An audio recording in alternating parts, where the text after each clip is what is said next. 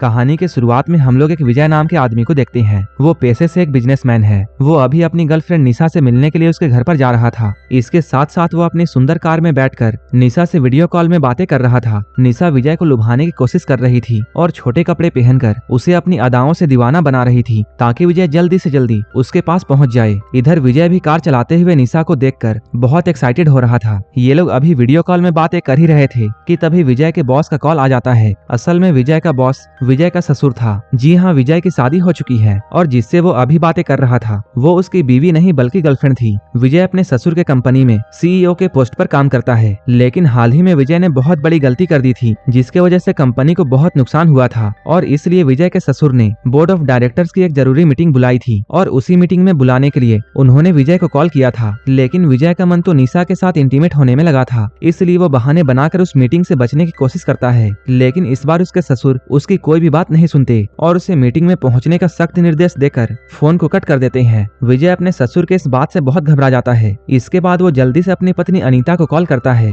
वो कहता है वो किसी तरह अपने पिता को समझा दे ताकि विजय को मीटिंग में ना जाना पड़े। लेकिन अनीता तो खुद उस मीटिंग के बोर्ड ऑफ डायरेक्टर की सदस्य थी और उसे भी इस मीटिंग में शामिल होना था, इसलिए अनीता उसकी कोई मदद नहीं कर पाती। अब विजय समझ जाता है कि उसके पास मीटिंग में जाने के अलावा कोई भी ऑप्शन नहीं है। इसके बाद वो अपनी गर्लफ्रेंड निशा को कॉल करके ये कहता है कि आज वो उसके पास नहीं आ पाएगा। लेकिन उधर निशा तो पूरी तैयार होकर बैठी थी कि जैसे ही विजय आएगा वो उसके साथ भयंकर तरीके से इंटीमेट होगी। लेकिन निशा विजय की बात सुनकर नाराज हो जाती है। अब वो वीडियो कॉल पे उसे अपना जिस्म दिखाकर उसे लुभाने की कोशिश करती है और अपनी अदाएं दिखाकर उसे बुलाने की कोशिश करती है। निशा के हरकतों और उसके जिस्म को देखकर विजय का ध्यान पूरी तरह भटक जाता है। वो मन ही मन में ये तय कर लेता है कि वह किसी भी हाल में उससे मिलने के लिए जाएगा। इसी उलझन में उसका ध्यान सड़क से हट गया और वो सामने से आ रहे एक साइकिल सवार को बचाने के चक्कर में उसकी कार अचानक फुटपाथ से जाकर टकरा जाती है। इस हादसे में विजय की विंटेज कार पूरी तरह खराब हो जाती है। हालांकि विजय ठीक था। अब कार ना तो स्टार्ट हो रही थी और ना ही उसके फोन में नेटवर्क आ रहा था। मजबूरी में वह उसी साइकिल वाले के मदद से पास के मैकेनिक तक पहुंचता है। मैकेनिक उसे बताता है कि गाड़ी को ठीक करने में काफी समय लगेगा। समय बिताने के लिए विजय पास के एक कैफे में कॉफी पीने के लिए जाता है। कॉफी पीते हुए उसे अचानक एक जानी पहचानी आवाज सुनाई देती है। वह उस आवाज का पीछा करते हुए पास के एक कम्युनिटी हॉल में पहुंचता है। वहां उसकी मुलाकात होती है शांति से, जो पेशे से एक डांस टीचर है। जैसे ही शांति की नजर विजय पर पड़ी उसके चेहरे की मुस्कान गायब हो जाती है। विजय उससे बात करने की कोशिश करता है लेकिन शांति उसे नजरअंदाज करते हुए वहां से अपने घर की ओर चल जाती है। अब विजय भी शांति के पीछे पीछे जाता है। विजय के हरकतों को देखकर ऐसा समझ में आ रहा था कि वो शांति को पहले से जानता है। चलते चलते अचानक विजय के हाथ से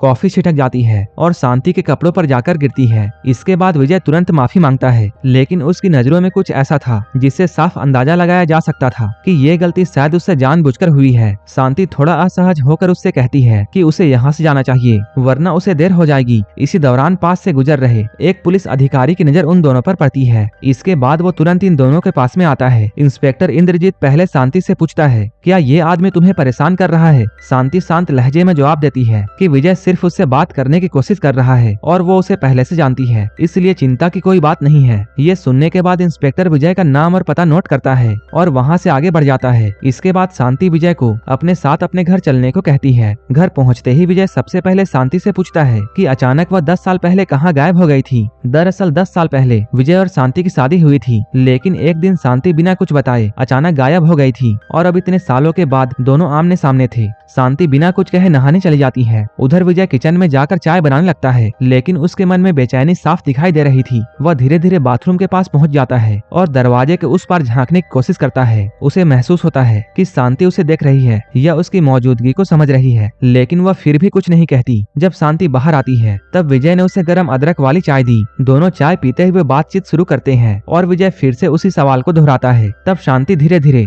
10 साल पहले की घटना बताना शुरू करती है। वह कहती है कि उस दिन वो नर्सिंग होम से अपने घर की तरफ लौट रही थी। तभी रास्ते में एक आदमी ने उसे रोका और अस्पताल का पता पूछा। उस आदमी के साथ उसकी प्रेग्नेंट पत्नी थी जो गाड़ी में बैठी दर्द से परेशान थी। उसकी हालत को देखकर शांति ने उसकी मदद करने का फैसला किया और उसके साथ गाड़ी में बैठ गई। लेकिन उसके बाद क्या हुआ उसे कुछ याद नहीं। जब उसे होश आया तब वह खुद को एक अनजान शहर में पाती है। जब उसने विजय से संपर्क करने की कोशिश की तब हर बार वो नाकाम रही। उसे ऐसा लगने लगा था कि कोई उसे नुकसान पहुंचाना चाहता है। इसी डर के कारण वह उस शहर में ही रहने लगी। विजय ये सुनकर हैरान हो जाता है और उससे पूछता है कि वह उस दिन नर्सिंग होम क्यों गई थी। तब शांति धीरे से बताती है कि वह गर्भवती थी और यह खबर वह विजय को एक सरप्राइज के तौर पर देना चाहती सकती थी, लेकिन किस्मत को तो कुछ और ही मंजूर था और मिसकैरेज की वजह से उसने अपना बच्चा खो दिया। शांति की इस बात को सुनकर माहौल भारी हो जाता है और दोनों के बीच की दूरी धीरे धीरे कम होने लगती है। भावनाओं के बहाव में वो लोग एक दूसरे के करीब आ जाते हैं, लेकिन तभी शांति खुद को संभालते हुए पीछे हट जाती है। वह विजय से उसकी मौजूदा जिंदगी के बारे में पूछती है। विजय बताता है कि उसने अपनी कॉलेज की दोस्त अनीता से शादी कर ली और अब उसके 2 बेटे हैं जो इस स्कूल में पढ़ते हैं। साथ ही साथ वो अपने ससुर के कंपनी में एक ऊंचे पद पर काम करता है। विजय चाहता था कि शांति उसके साथ चले और उसकी पत्नी अनीता से मिले, लेकिन शांति इस बात से साफ इनकार कर देती है। असल में उसे अनीता पर शक था कि 10 साल पहले जो भी कुछ हुआ था उसके पीछे कहीं न कहीं अनीता का ही हाथ हो सकता है। असल में विजय, शांति और अनीता तीनों एक ही कॉलेज में पढ़ते थे और आपस में अच्छे दोस्त थे।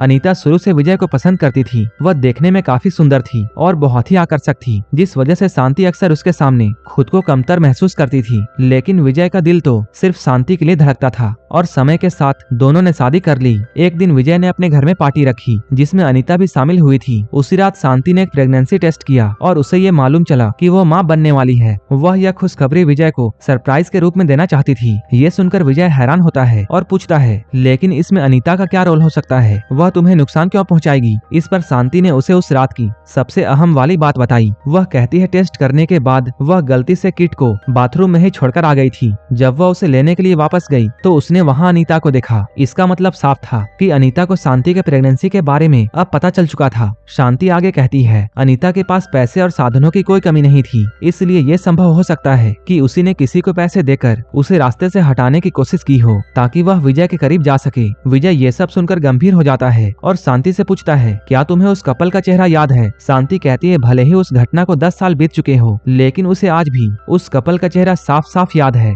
जैसे सब कुछ कल ही हुआ हो। ये सुनकर विजय कहता है, अगर वे उस कपल को ढूंढ ले और यह साबित हो जाए कि अनीता ने ही उन्हें पैसे देकर शांति को गायब करवाया है, तब उसे कड़ी से कड़ी सजा मिल सकती है। लेकिन शांति इस बात पर ज्यादा भरोसा नहीं कर पाती और कहती है, अब इन सब बातों का शायद कोई मतलब नहीं रह गया। इसी बीच माहौल थोड़ा गमगीन हो जाता है और दोनों एक दूसरे के करीब आ जाते हैं और एक दूसरे के साथ में इंटीमेट हो जाते हैं। कुछ समय के बाद जब सब कुछ शांत होता है, विजय गहरी सांस लेता है और शांति उसके पास बैठी होती है। शांति हल्के से कहती है, पिछली बार जब हम लोग साथ थे तब मैं प्रेग्नेंट हो गई थी, अगर इस बार भी ऐसा हुआ तो? विजय उससे कहता है, तुम चिंता मत करो, सब कुछ ठीक रहेगा। फिर भी अगर तुम्हें ऐसा शक है तो टेस्ट कर लेना। टेस्ट का जिक्र सुनते ही शांति अचानक चौंक जाती है। उसके चेहरे पर हैरानी साफ नजर आती है। वह विजय से पूछती है, तुम्हें उस खास टेस्ट के बारे में कैसे पता? क्योंकि वह कोई आम चीज नहीं थी। यह टेस्ट तो यहाँ आसानी से मिलता ही नहीं था। उसे तो उसके एक दोस्त ने विदेश से लाकर दी थी। इतना सुनते ही विजय घबरा जाता है। उसके चेहरे का रंग उड़ जाता है, मानो कोई उसकी बड़ी सच्चाई सामने आने वाली है। अगले ही पल वह अचानक बहुत गुस्सा हो जाता है और उसके पास रखे तकिए से वह शांति के मुंह को दबाकर उसकी जान ले लेता है। दरअसल इस पूरी साजिश के पीछे खुद विजय ही था। उसी ने उस कपल को पैसे देकर शांति को रास्ते से हटाने की योजना बनाई थी। विजय जानता था अनीता उसे बहुत प्यार करती है और वह अपने पिता की इकलौती बेटी है। अगर वह अनीता से शादी कर लेता है तो भविष्य में पूरी संपत्ति उसके हाथ लग जाएगी। इसी लालच में आकर उसने शांति को अपनी जिंदगी से हटाने का फैसला कर लिया। अब शांति अचानक गायब हो गई तो विजय को लगा कि उसका काम पूरा हो चुका है। इसके बाद उसने बिना किसी झिझक के अनीता से शादी कर ली। लेकिन 10 साल बाद जब शांति अचानक उसके सामने आ खड़ी हुई तो उसके पैरों तले जमीन खिसक गई और जब उसे पता चला कि शांति को उस कपल का चेहरा याद है तो उसे अपनी सच्चाई सामने आने का डर सताने लगा। इसी डर ने उसे एक बार फिर अपराध करने के लिए मजबूर कर दिया ताकि उसका राज हमेशा के लिए छुपा रहे। अब इससे पहले कि विजय यहाँ से निकल पाता,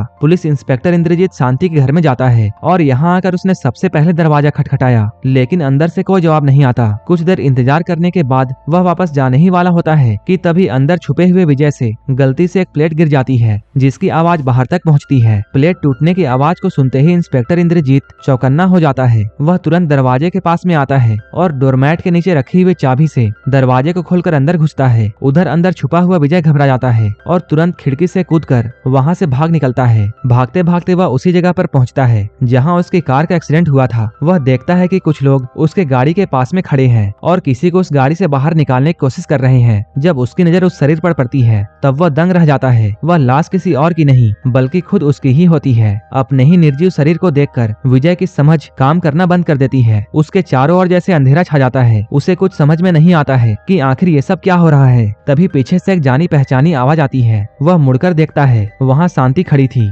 हल्की मुस्कान के साथ। वह कहती है, मैंने कहा था ना देर हो जाएगी। ये सुनते ही विजय डर से कांप जाता है। उसकी चीख निकल जाती है और यहीं पर इस कहानी का अंत हो जाता है। ये मूवी यहाँ पर एक सवाल छोड़कर जाती है, क्या यह दो अधूरी आत्माओं का सामना था या फिर किसी के कर्मों का हिसाब। वैसे इस सीरीज में ऐसे ही और भी कहानियां हैं, अगर आप लोग कहेंगे तब मैं और भी कहानियों को आपके सामने लाऊंगा। ऐसे ही मूवीज के लिए आप हमें टेलीग्राम और इंस्टाग्राम पर फॉलो कर सकते हैं, जिसका लिंक डिस्क्रिप्शन में दिया हुआ है। मूवी अच्छी लगी हो तो एक लाइक जरूर कर देना और ऐसे ही वीडियोस के लिए मेरे चैनल को सब्सक्राइब कर लेना। तो मिलते हैं हमारे नेक्स्ट वीडियो में।